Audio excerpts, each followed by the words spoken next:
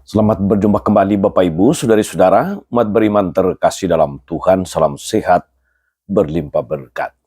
Hari Kamis tanggal 8 Januari 2026, saya mengajak kita sekalian merenungkan kutipan Injil Lukas bab 4 ayat 14 sampai 22 tentang Yesus yang memproklamasikan dirinya dan visinya datang ke tengah dunia. Itu yang mau kita renungkan.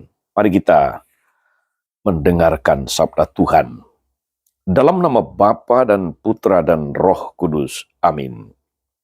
Sesudah dicobai iblis di padang gurun, dalam kuasa roh, kembalilah Yesus ke Galilea. Dan tersiarlah kabar tentang dia di seluruh daerah itu. Selama di situ, ia mengajar di rumah-rumah ibadah di situ, dan semua orang memuji dia. Lalu ia datang ke Nazaret, tempat ia dibesarkan, dan menurut kebiasaannya pada hari Sabat, ia masuk ke rumah ibadah, lalu berdiri hendak membaca dari Alkitab. Kepadanya diberikan kitab Yesaya, dan setelah membukanya, ia menemukan nas di mana ada tertulis, Roh Tuhan ada padaku, oleh sebab ia telah mengurapi aku untuk menyampaikan kabar baik kepada orang-orang miskin. Dan ia telah mengutus aku untuk memberitakan pembebasan kepada orang-orang tawanan. Dan penglihatan bagi orang-orang buta, untuk membebaskan orang-orang yang tertindas, untuk memberitakan tahun rahmat Tuhan telah datang. Kemudian Yesus menutup kitab itu, mengembalikannya kepada pejabat. Lalu ia duduk dan mata semua orang dalam rumah ibadah itu tertuju kepadanya. Lalu Yesus mulai mengajar mereka, katanya, pada hari ini genaplah nas tadi sewaktu kamu mendengarnya. Semua orang itu membenarkan dia dan mereka heran akan kata-kata indah yang diucapkannya. Demikianlah sabda Tuhan. Bapak Ibu Saudari-saudara, umat beriman terkasih dalam Tuhan. Salah satu ensiklik kepausan yang juga merupakan pokok bacaan hari ini, bahwa mengasihi Tuhan dan sesama adalah perintah Allah yang utama, merupakan intisari ajaran Yesus. Ensiklik Paus itu berjudul Caritas in Veritate, cinta kasih di dalam kebenaran. Dan bicara tentang cinta kasih ini, saudara-saudari, dapat kita baca, kita dengarkan dalam bacaan pertama hari ini, 1 Yohanes 4 ayat 19 sampai bab 5 ayat 4. Saudara-saudara terkasih, kita harus mengasihi Allah karena Allah lebih dahulu mengasihi kita. Jika seorang berkata, aku mengasihi Allah tapi membenci saudaranya, dia adalah seorang pendusta. Karena barang siapa tidak mengasihi saudaranya yang ia lihat, tak mungkin ia mengasihi Allah yang tidak ia lihat. Saudari-saudara umat beriman terkasih dalam Tuhan. Adapun kita diajak untuk memiliki kasih dalam kebenaran, caritas in veritate. Dengan melaksanakan, kalau boleh dikatakan, trilogi dasar kasih antara lain. Yang pertama, mengasihi Tuhan. Love for God. Mengasihi Allah 100% karena Allah lebih dahulu mengasihi kita. Itulah yang dikatakan oleh surat Yohanes dalam bacaan pertama. Yang kedua, saudari-saudara, adalah mengasihi sesama. Love for others.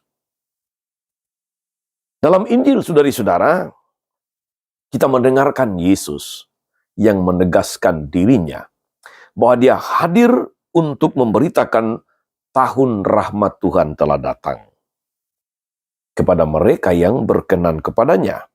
yakni orang miskin, orang buta, orang tertawan, orang-orang tertindas, dan sebagainya. Pilihannya jelas. Mencintai orang kecil dengan keterlibatan, dengan keberpihakan yang nyata. Jelasnya kita diajak untuk hidup dengan nada dasar C, nada dasar cinta. Cinta kasih kepada sesama, terlebih yang miskin, yang tertawan, yang buta, yang tertindas, bahkan juga sesama yang kadang tidak sama dengan kita, karena pernah menyakiti, pernah melukai hati kita. Yesus datang menegaskan dirinya, bahwa kehadirannya itu membawa pembebasan, membawa kabar baik, membawa pemulihan.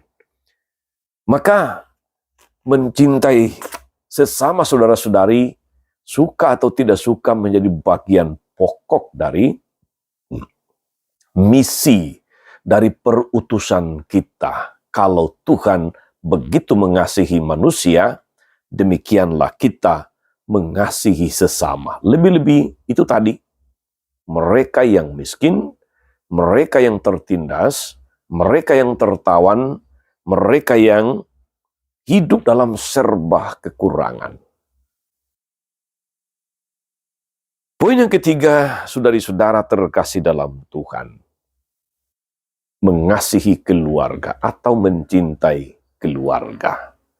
Love for family. Yesus berkenan kembali pulang ke kampung halamannya di Nazaret. Ia ingat dan mencintai keluarga besar dan warga sekampungnya tentu saja. Dia mewartakan kebenaran ilahi itu kepada mereka, kepada keluarga besarnya, kepada warga sekampungnya. Walaupun selalu ada risiko ditolak, disalahpahami oleh yang lain. Tetapi misi tetaplah misi. Perutusan tetaplah perutusan. Yesus menegaskan dirinya hari ini kepada kita saudara-saudari, tapi juga menjadi sebuah penegasan bagi kita bahwa kehadiran kita di tengah dunia bukanlah kehadiran tanpa tujuan, bukan kehadiran tanpa perutusan. Sejak kita memutuskan untuk menjadi pengikut Kristus, sejak kita dibaptis, kita menyatakan diri siap ambil bagian dalam perutusan Yesus. Di satu sisi kita mengasihi Tuhan, di sisi yang lain kita mengasihi sesama. Dua hal ini tidak terpisahkan. Dan mengasihi sesama dimulai dari dalam keluarga. Lalu kemudian memberi perhatian besar kepada mereka yang miskin, yang tertindas, yang tertawan, yang kurang beruntung dalam hidupnya. Kita ingat akan kata-kata Rasul Yohanes dalam bacaan pertama, saudara-saudari. Jika seseorang berkata, "Aku mengasihi Allah," tetapi membenci saudaranya, ia adalah seorang pendusta. Karena barang siapa tidak mengasihi saudaranya yang ia lihat, dia tidak mungkin mengasihi Allah yang tidak ia lihat. Saudari-saudara, umat beriman yang terkasih dalam Tuhan, mengasihi Allah, mengasihi sesama, itu akan menjadi sangat nyata perwujudannya dalam kesediaan, keterbukaan kita melaksanakan perintah-perintah Tuhan. Moga-moga saudari-saudara merenungkan firman Tuhan hari ini, kita diteguhkan, kita disemangati untuk memberi perhatian, membagikan kasih, menjadi berkat bagi banyak orang di sekitar kita. Dengan cara itulah kita sungguh mengasihi Tuhan dalam diri sesama yang kelihatan, yang mana Tuhan mengidentikan dirinya. Selamat melayani, selamat berkarya, tapi juga selamat mengasihi sesama manusia. Tuhan Yesus memberkati. Amin. Tuhan Yesus Kristus, kami bersyukur atas firman-Mu yang sungguh meneguhkan kami. Bahwa dalam bimbingan dan kuasa Roh Kudus, kami Kau ajak sekaligus Kau utus untuk menjadi pembawa kasih di tengah dunia. Semoga kami yang diterangi, yang diteguhkan oleh firman-Mu hari ini, sungguh ambil bagian dalam perutusan-Mu, membawa pemulihan, membawa pembebasan, membawa rahmat dan berkat-Mu bagi banyak orang di sekitar kami. Terpujilah nama-Mu sepanjang segala masa. Amin. Saudari-saudara sekalian, berkat Allah turun atas saudari-saudara. Atas mereka yang kita doakan atau kita janjikan doa, mereka yang sakit dan menderita. Segala rencana, karya, dan pelayanan hari ini, Bapa dan Putra, dan Roh Kudus. Amin. Tetap sehat, teruslah menjadi berkat.